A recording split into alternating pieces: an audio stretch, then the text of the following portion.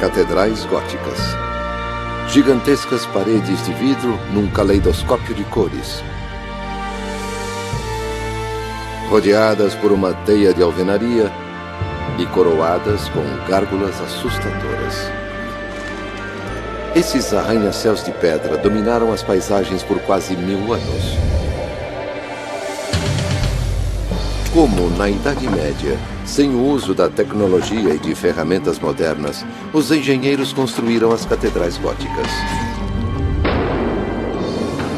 Com certeza tem 30 metros. Agora, peritos estudam uma nova teoria. Um código matemático oculto, tirado das páginas da Bíblia, que foi usado como modelo. As pessoas usaram as proporções com as quais Deus criou o universo. Mas para desvendar o código da catedral, os investigadores precisam analisar essas megaestruturas medievais nos mínimos detalhes. Lentamente diminua a pressão.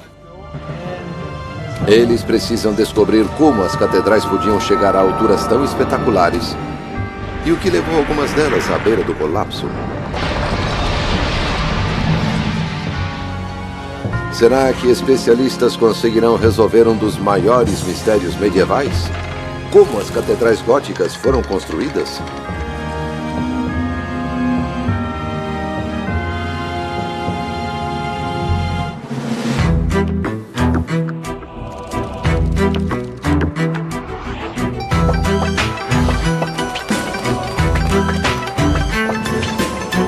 O enigma das catedrais góticas. Quando as catedrais começaram a surgir no final da Idade Média, por volta do século XII, a construção com pedras era um trabalho sujo e difícil. Ninguém sabe melhor disso do que estes artesãos modernos. A sudeste de Paris, na França, eles estão construindo um castelo medieval, usando apenas ferramentas tradicionais e materiais locais.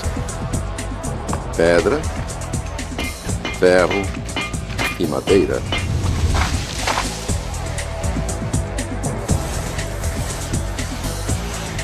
Eles estão redescobrindo os mesmos métodos usados para a construção de catedrais góticas.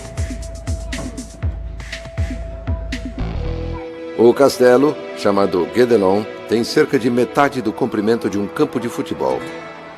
É em parte uma atração turística e, ao mesmo tempo, um laboratório de construção medieval. Estamos construindo para entender. É um sítio arqueológico experimental.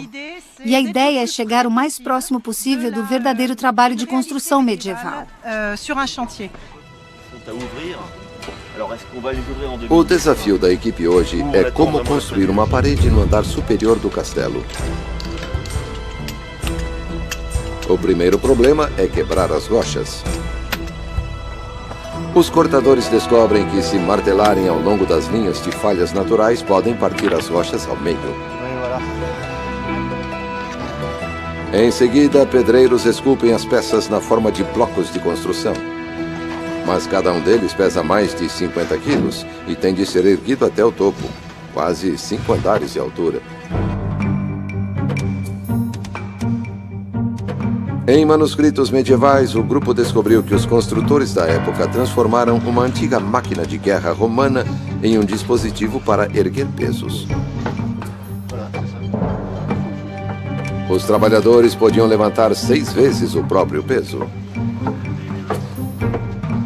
Eles chamam essa máquina curiosa de gaiola de esquilo. Thibaut Desjardins está testando a máquina pela primeira vez. É mais difícil do que parece. É duro porque há muita resistência. A roda diminui a velocidade o tempo todo e você tem que manter girando. Lentamente, a roda ergue as pedras até o topo.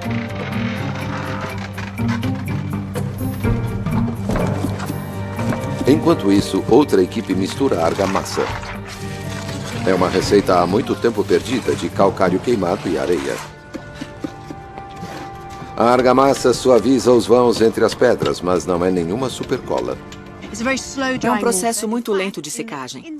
Na verdade, no interior dessas paredes, onde há pouco ar, pode levar mais de 1000 anos para a argamassa secar completamente. Em vez de a argamassa manter os blocos unidos, existe algo muito mais básico: pressão. O peso do castelo, 60.000 toneladas, mantém cada pedra no lugar. Mas cada camada de pedra deve ser nivelada, ou a parede inteira vai tombar.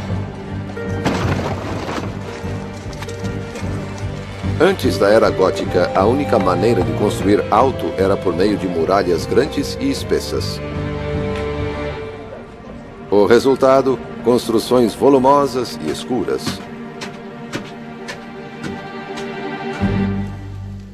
Então, tudo isso mudou.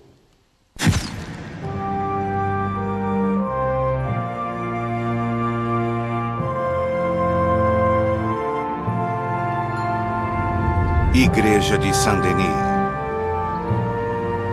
Em 11 de junho de 1144, as maiores figuras da França medieval, inclusive o rei e a rainha, se reúnem nos arredores de Paris. Aqui em Saint-Denis, que é a igreja oficial do rei, eles testemunham uma revolução na engenharia.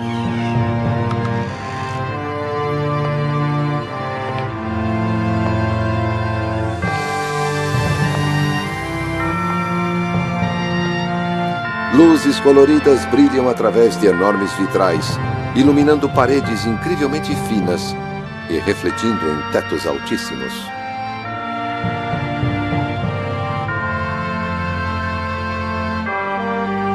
Abbot Suger, o visionário por trás de Saint-Denis, chama sua arquitetura de moderna. Os críticos a ridicularizam e passam a chamá-la com o nome de bárbaros conhecidos como gotos. Daí surge o nome gótico. Mas para Suger, a igreja recorda a glória daquela que a Bíblia chama de casa de Deus na terra, o Templo de Salomão. Abbot Suger associa Saint-Denis com protótipos bíblicos, sobretudo o Templo de Salomão. E esses templos frequentemente têm joias, vitrais e ouro dentro deles. Para Suger, a luz era um símbolo de Deus. Ao trazer mais luz, esperava-se aproximar as pessoas de Deus. Moradores que viviam em pequenos espaços escuros devem ter sido inspirados pelas enormes paredes de luz da igreja. As paredes de Suger tornam-se janelas. Suger, de fato, usa a luz como material de construção. Surpreendentemente, os engenheiros góticos faziam paredes finas e super altas, feitas não de pedra, mas principalmente de vidro. E de alguma forma, essas paredes de vidro suportavam altíssimos tetos de pedra. Como os construtores medievais realizaram uma transformação tão dramática?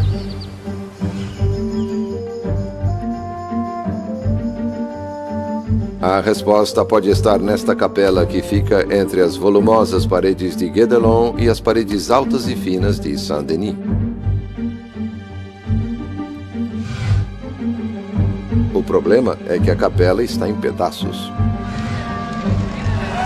Em 1931, o magnata da imprensa americana William Randolph Hearst comprou a igreja na Europa e a enviou bloco por bloco para a Califórnia. Mas a Grande Depressão impediu Hearst de reconstruí-la. Atualmente, esse trabalho cabe a Frank Helmholtz, em Vienna, na Califórnia. Ele é um especialista em construção que trabalhou em catedrais francesas. Nos últimos 7 anos, ele vem reconstruindo as paredes externas da capela. A equipe constatou que a capela foi erguida com 2 técnicas diferentes.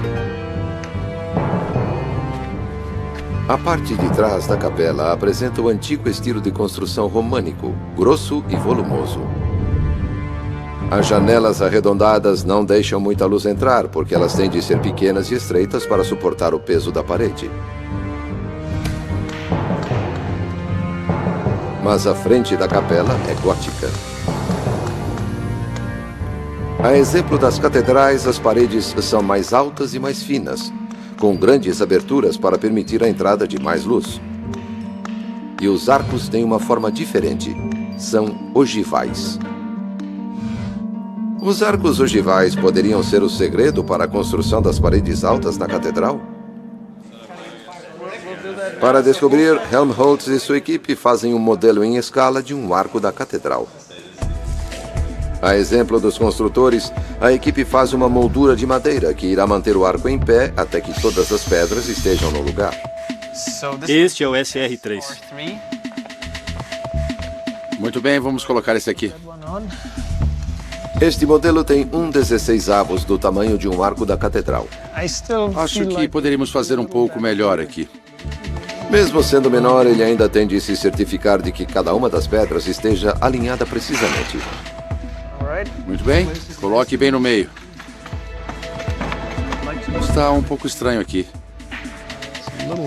Mais 2 deste lado. Aqui, quando as pedras ficam na diagonal, a gravidade entra em cena, introduzindo uma pressão conhecida como linha de estresse. Em um arco arredondado romano, a linha de estresse se propaga lateralmente, forçando as colunas para fora. Se for muito alto ou largo, o arco começa a ceder no meio e desaba. Mas o arco ogival redireciona a linha de estresse para o solo em vez das laterais, e isso permite aos engenheiros construir mais alto. A grande vantagem do arco ogival é direcionar as forças do arco para baixo e não para fora. Tire os dedos. Assim, o arco ogival é o primeiro avanço que levou a catedrais imponentes.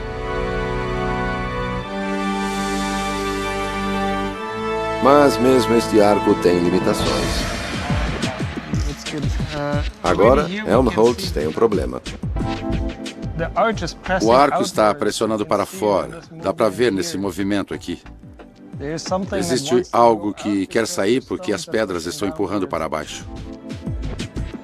Mesmo que o arco ogival redirecione a gravidade, ele gera estresse no topo das colunas.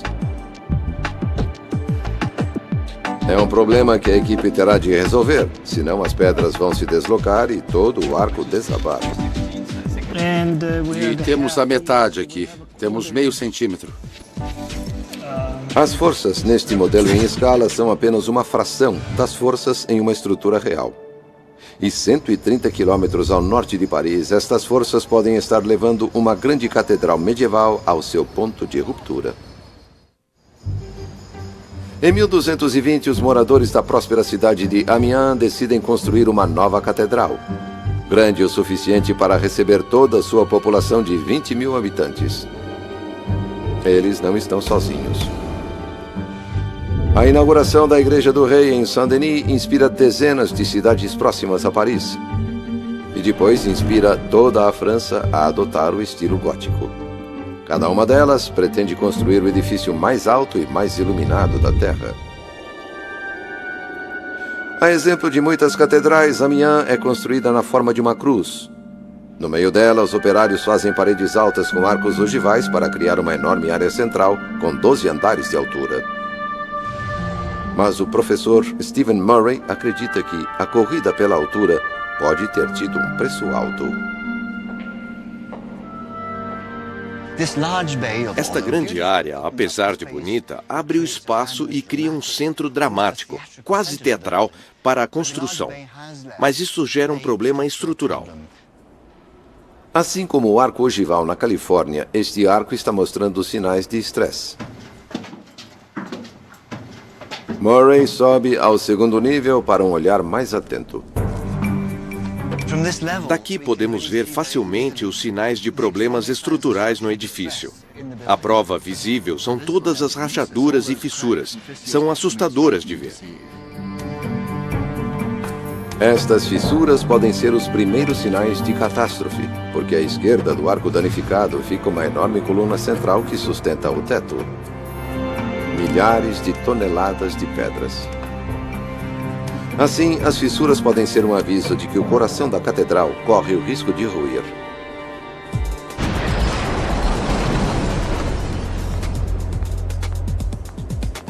Murray está ansioso para investigar. Ele traz uma equipe de cientistas que usa a mais recente tecnologia de varredura a laser. Esta máquina pode lhe dar toda a superestrutura. Podemos começar a ver as deformações no edifício e começar a entender seus problemas estruturais. Murray pede a ajuda de Andrew Tallon, especialista em arquitetura medieval, para examinar cada detalhe da Catedral de Amiens. Um feixe de laser é emitido e mede milhares de vezes por segundo a distância até o objeto de estudo. Assim, à medida que vai passando pela parede, o laser está sendo emitido e fazendo uma série de medições, que em seguida são representadas em 3 dimensões, como uma série de coordenadas x, y e z. Vamos então para a janela mais alta. Estamos criando um modelo. Está apontado para lá.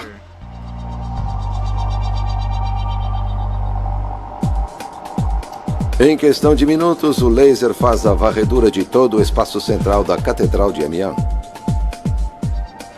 Este é o momento emocionante da digitalização, quando vemos o prédio começando a aparecer. É um modelo tridimensional de alta precisão. Uma catedral virtual. Mas ele pode revelar os problemas estruturais que ameaçam a catedral? Um edifício é uma coisa mal comportada. Ele se comporta mal. Os arcos querem empurrar para fora e o prédio muitas vezes é culpado de um comportamento que pode levar ao desabamento. Para entender este mau comportamento, Murray e Tallon executam uma análise estrutural em seu laboratório em Nova York. Esta é uma nova ferramenta para compreender o que está acontecendo. Uma visão magnífica. Eles se concentram nas colunas centrais, procurando sinais de danos. Como podemos medir a distância em diferentes alturas, vamos começar na base. Eles medem a distância entre as colunas em 3 níveis. Se as colunas estiverem retas, as distâncias deverão ser as mesmas. A medida do ponto mais baixo é de 11,6 metros. Essa é a nossa medida básica. E se formos 3 metros acima, temos 11,5 metros. Então temos 10 centímetros. Isso é considerável. Uma distância considerável. De imediato, o modelo mostra que as colunas de pedra não estão retas. Mas a coisa piora. Vamos até o topo do prédio e medir a distância logo abaixo do teto. Vamos selecionar um ponto aqui. E um ponto do outro lado aqui. A distância é de 11,7. Então estamos lidando com uma diferença de 20 centímetros. O modelo revela que as colunas estão se movendo em 2 direções diferentes. Para dentro, na parte inferior, e para fora, no topo. Nos 2 casos, as pedras nos arcos ao redor estão empurrando para fora e exercendo pressão sobre as colunas. É uma receita para o desastre.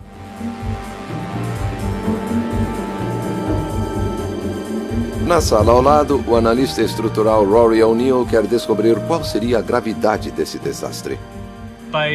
Usando um sistema de simulação como este, podemos levar as coisas ao ponto do colapso hipotético e em seguida examinar o que está acontecendo. Onde estão aqueles momentos na construção que fariam o construtor perder o sono? O'Neill simula o que aconteceria ao longo do tempo se a força do arco inferior fosse grande demais para a coluna. O que está acontecendo agora é que toda a estrutura está começando a deslizar para cá. Eu vou fazer então uma pausa para que possamos dar uma olhada. Vemos que os tijolos estão começando a separar do arco. As rachaduras no modelo parecem muito familiares. Essas fissuras são um aviso. Elas nos dizem que a parede se deslocou ao longo do tempo. O modelo virtual revela que as rachaduras se formaram porque o arco empurrou a coluna para um lado. O'Neill simula o que acontecerá em seguida. Vai continuar a pressionar, até que num certo momento vai ceder e tudo vai desabar.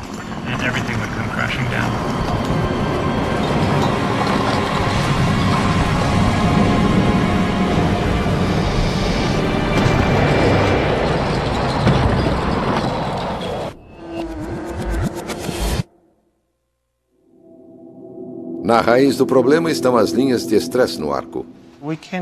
Podemos mover mais deste lado. É o mesmo problema que Frank Helmholtz precisa resolver na Califórnia com seu arco ogival. A linha de estresse empurra para fora. Se a equipe remover a moldura de madeira agora, o arco vai desabar, porque a linha de estresse está empurrando essas duas pedras para fora. Helmholtz precisa contrabalancear essa força. Assim, ele cria um braço para dar suporte. Agora sim. A tensão vem aqui e quer empurrar para fora. Este arco é projetado para neutralizar isso. Esta solução engenhosa é chamada de arco-botante. Para fazer o seu trabalho, o arco-botante deve ser posicionado com precisão. Se ele for colocado muito alto, ainda temos a possibilidade de deformação aqui embaixo. Se ficar muito baixo, o arco pode falhar aqui. Por isso é importante que isto seja colocado na altura certa. Vamos tirar essas duas peças laterais. É o momento da verdade. Helmholtz vai descobrir se o arco de pedra, sem qualquer argamassa, vai ficar em pé. A equipe então remove lentamente o suporte de madeira chamado de centro. Lentamente libere a pressão. Ótimo. Vou fazer o mesmo, soltar e não há movimento. Parece muito bom. É emocionante ver que funciona. É sempre um milagre quando vemos um arco finalmente livre do suporte.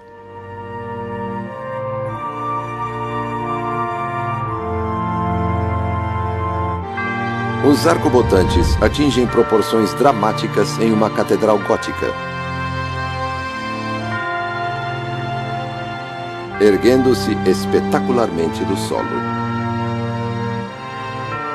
Uma teia intrincada de alvenaria.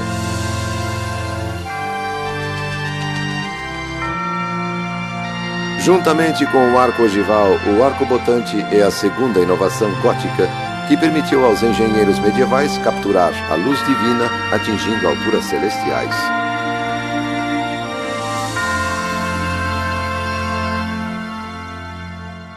O arco e o arco-botante são os elementos básicos de uma catedral. Mas é um castelo de cartas, onde o posicionamento de cada pedra desempenha um papel crítico.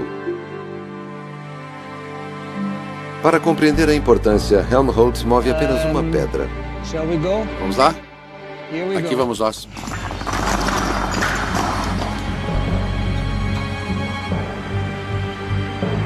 Sem o arco-botante para contê-la, a força lateral do arco empurra a coluna para fora e a estrutura desaba.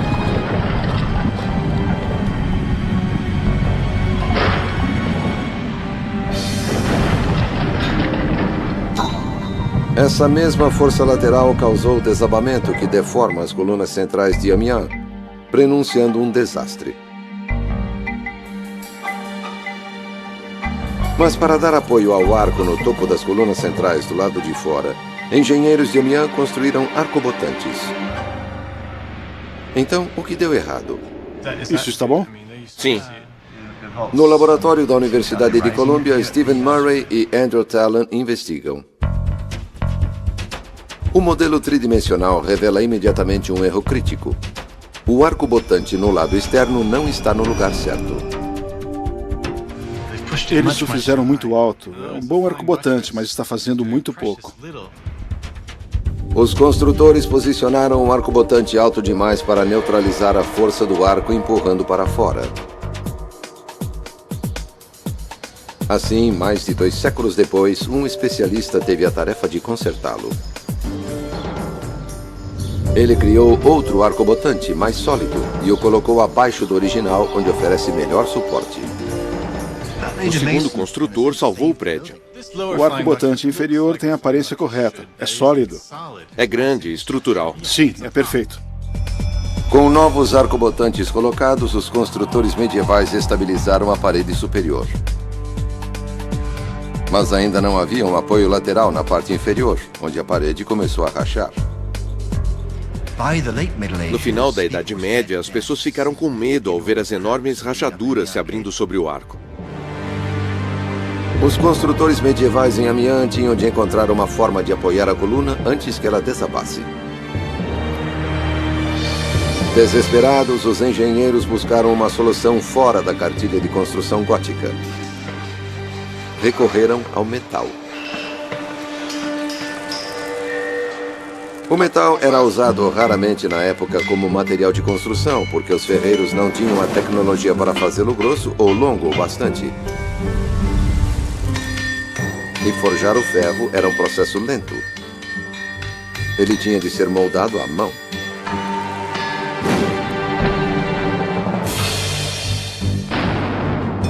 No início do século XII, porém, monges reinventaram uma ferramenta grega. Um martelo hidráulico.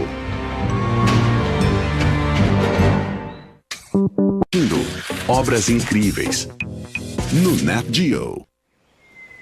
Localizado próximo a uma mina de ferro na vila de Fontenay, a sudeste de Amiens, este mosteiro é uma das mais antigas fábricas de metal em toda a Europa medieval. 600 anos antes do maquinário movido a água da Revolução Industrial, os monges usavam uma roda d'água para girar uma engrenagem que movimentava um martelo de 180 quilos. Assim, os operários podiam produzir ferro forte rapidamente e em quantidade suficiente para ser usado na construção.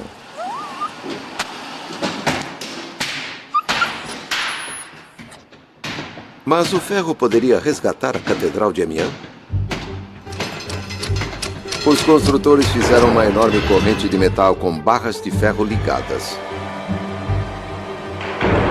A corrente percorre então toda a extensão das paredes internas da catedral para manter as colunas centrais no lugar. A corrente foi instalada em brasa para que se contraísse e puxasse para dentro. O curativo medieval de ferro funcionou. Hoje, a enorme corrente de metal em Amiens pode ser a única coisa que evita o desabamento dessas colunas.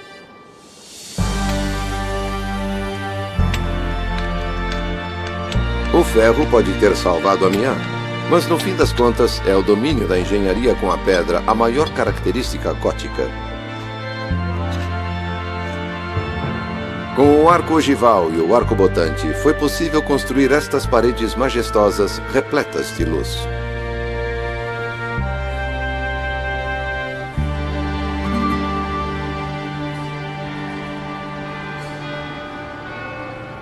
Mas essas paredes são quase inteiramente de vidro. Como são então capazes de suportar imensos tetos de pedra? Pode ligar. Vamos lá. Para solucionar esse mistério da engenharia, a equipe da Califórnia, que está reconstruindo a capela do século XII, monta uma de suas últimas colunas centrais. Um pouco mais. Pare. Está bom. Eles erguem a última parte.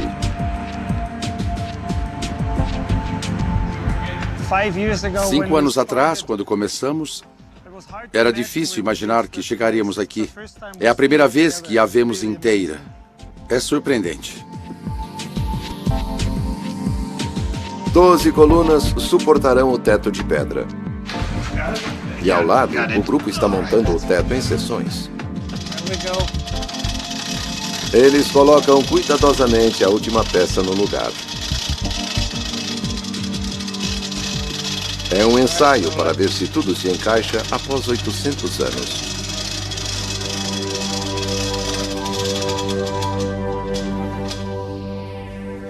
Ótimo, encaixou. Deu certo. O teto é chamado de abóbada nervurada. E é feito de 2 arcos ogivais que se interceptam.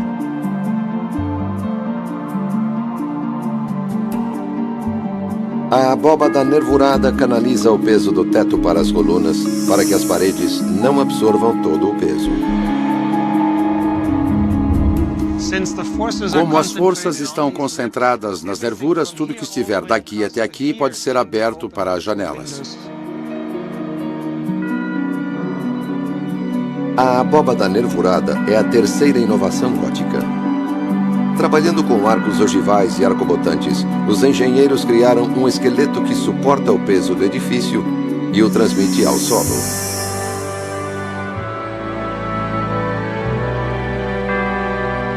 Os artesãos góticos, então, podiam encher as paredes com enormes janelas de vidros coloridos. Estas paredes de vidro retratam narrativas da Bíblia, como Adão e Eva, a Arca de Noé e a ressurreição de Jesus Cristo. Numa época em que poucas pessoas sabiam ler e escrever, os vitrais se tornaram as histórias em multimídia da época. A Bíblia escrita em luz.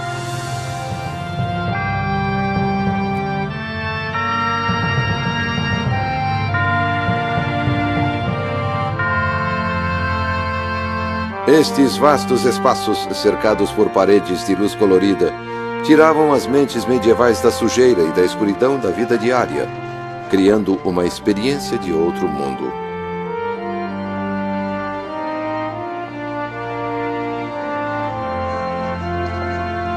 Jacqueline Jung é uma especialista em catedrais góticas. O que mais teria impressionado um visitante comum é o incrível tamanho e a grandeza do lugar. Ele ouviria a missa, experimentaria todas as imagens, os sons, o aroma de incenso.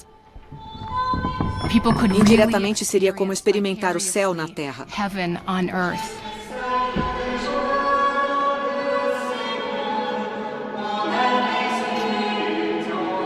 O objetivo destes imensos espaços sagrados era espiritual, trazer as pessoas comuns mais perto de Deus. Mas teria sido impossível fazer catedrais sem o arco ogival, o arcobotante e a abóbada nervurada. Mas estas inovações da engenharia interagem de forma complexa. E na busca da altura celestial, as limitações terrenas fizeram algumas catedrais ruírem.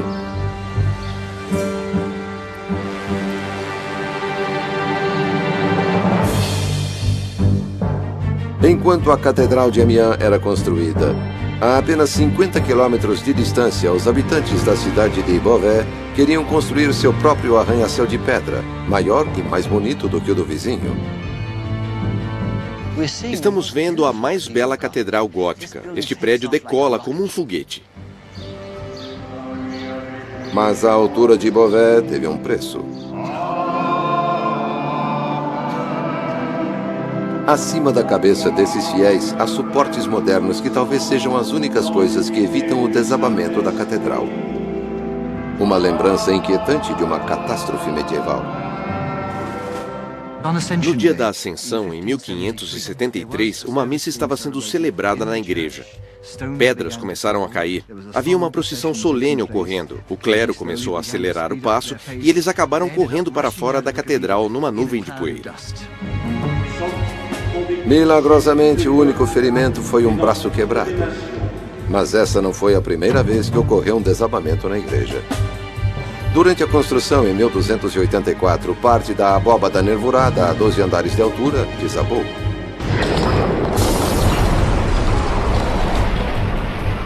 As colunas do edifício continuaram tendo problemas estruturais até hoje.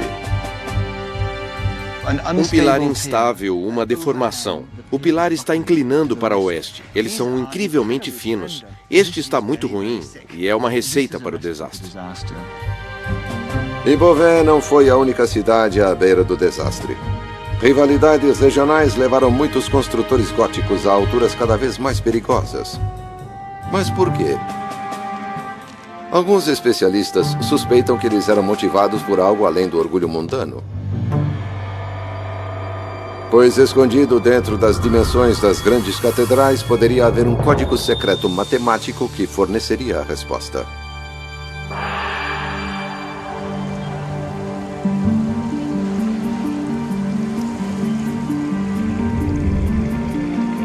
Na Catedral de Notre-Dame, em Paris, talvez a mais conhecida catedral gótica, Stefan van Lieferinck, físico e historiador da arte, utiliza um scanner a laser para investigar. Ele mede a altura dos 2 níveis da igreja. Cada um deles mede 9,7 metros. Mas construtores medievais usavam uma unidade de medida diferente. Se convertermos em pés reais, que era a unidade medieval, então teríamos cerca de 30 pés reais para o nível inferior e 30 pés reais para o nível superior. A altura total é de 60 pés reais. Estes números, 30 e 60, são estranhamente familiares para Van Lieferinge. Em uma das mais antigas bibliotecas da França, a Mazarine, ele procura um livro medieval escrito pelo padre responsável pela construção de Notre-Dame. O que temos aqui é um manuscrito do início do século XII, escrito pelo decano de Notre-Dame, Peter Comestor. A chamada História Escolástica foi escrita pelo padre durante a construção da catedral. Ele se fixa em uma passagem do Antigo Testamento, uma descrição detalhada do Templo de Salomão, em Jerusalém, que a Bíblia chama de Casa de Deus na Terra. Aqui, Van Lieferinge encontra uma pista intrigante. In altitudine triginta cubitus habebat, usque ad primum tabulatum, super quod secunda manto... Este manuscrito revela que, para os construtores de Notre-Dame, as dimensões do Templo de Salomão eram extremamente importantes. 30 côvados para o primeiro nível e 60 côvados para o segundo. Estes números foram usados em Notre-Dame. Uma correspondência interessante aqui. Uma correspondência muito intrigante aqui. Seria apenas uma coincidência? Ou os construtores medievais codificaram intencionalmente números sagrados da Bíblia em suas catedrais?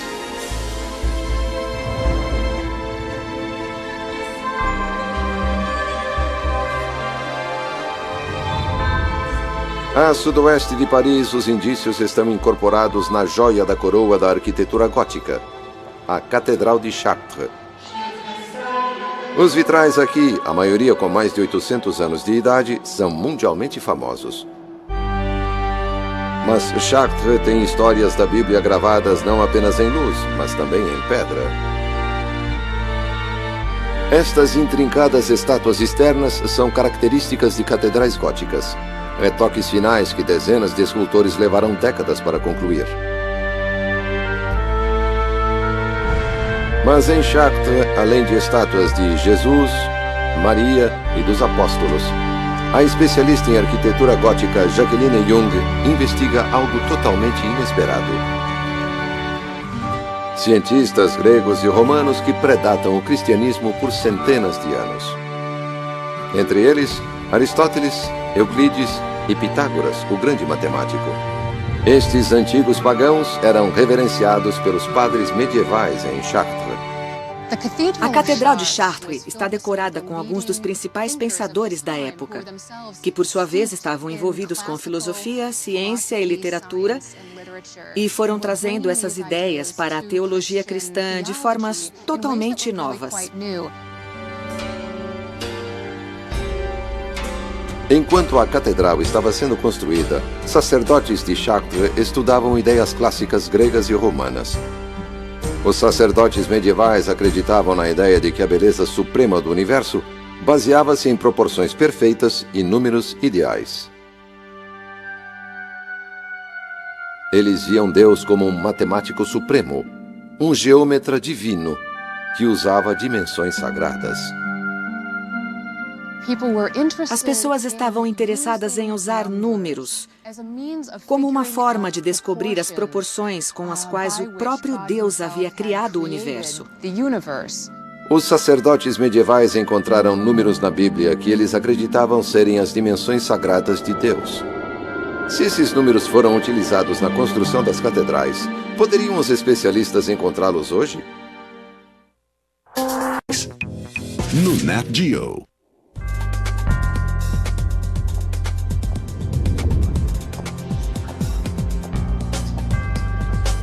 Na busca por dimensões divinas, Stephen Murray volta a Amiens, onde os construtores salvaram a catedral com uma corrente de ferro. Ele começa medindo a área no centro da cruz, onde as 4 colunas centrais formam um quadrado. O código geométrico que dá a forma ao edifício envolve um grande quadrado, praça que fica bem aqui no centro dele.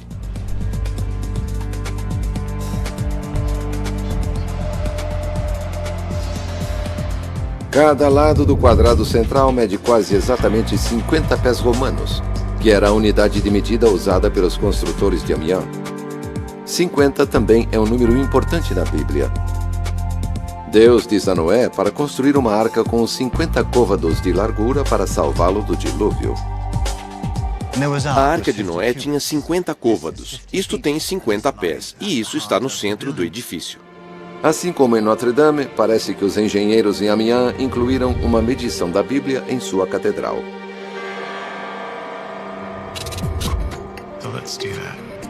Murray e Talon recorrem aos modelos feitos com o laser. Estamos usando a perspectiva. Com esta tecnologia, pela primeira vez, é possível medir a altura da catedral com precisão de milímetros. Vamos escolher um ponto e puxar uma linha até o chão. Teremos a distância até o solo.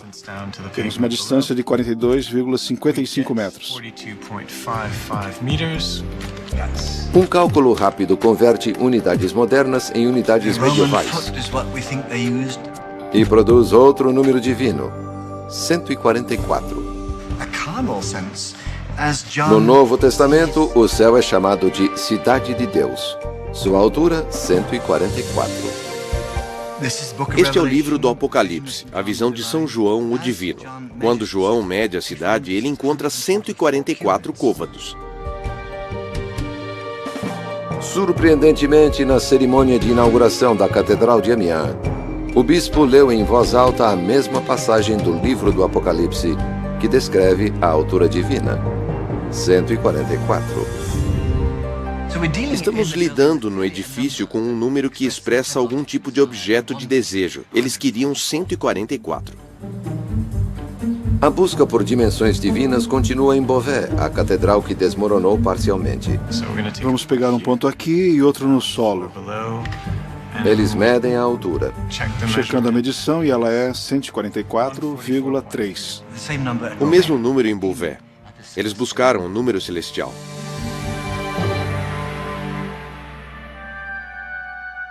Os construtores de Amiens e Beauvais usaram a altura da cidade celestial de Deus na Bíblia para projetar a altura de suas catedrais.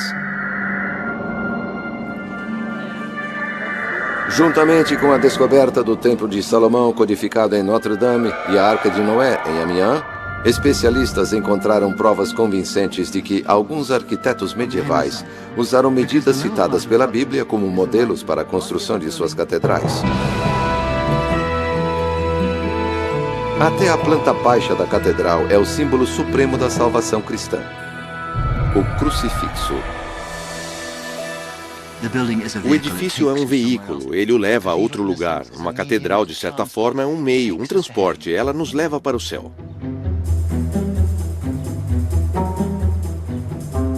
Mas, na tentativa de alcançar dimensões divinas, os construtores foram apanhados em uma corrida muito humana. Tanto em Amiens como em Beauvais, os engenheiros construíram catedrais com 144 unidades de altura. Mas os construtores de Beauvais usaram um truque inteligente para chegar mais alto, uma unidade de medida diferente. Em vez do pé romano, uma unidade um pouco maior, o pé real. Assim, Beauvais conseguiu dimensões celestiais e tornou-se a catedral mais alta da Terra.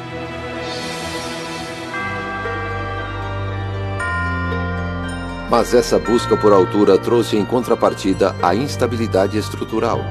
E até hoje, a Catedral de Beauvais está inacabada. Este prédio apresentou todos os tipos de problemas arquitetônicos. No entanto, continua sendo, na minha opinião, o mais belo de todos os edifícios góticos franceses. Alimentados pela fé e guiados pela engenharia ousada, arquitetos góticos mudaram para sempre a forma como fazemos grandes obras.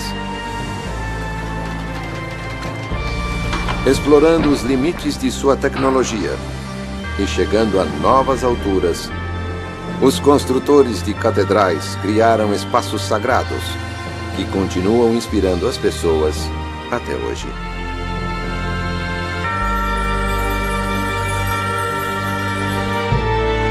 Versão Marshmallow São Paulo.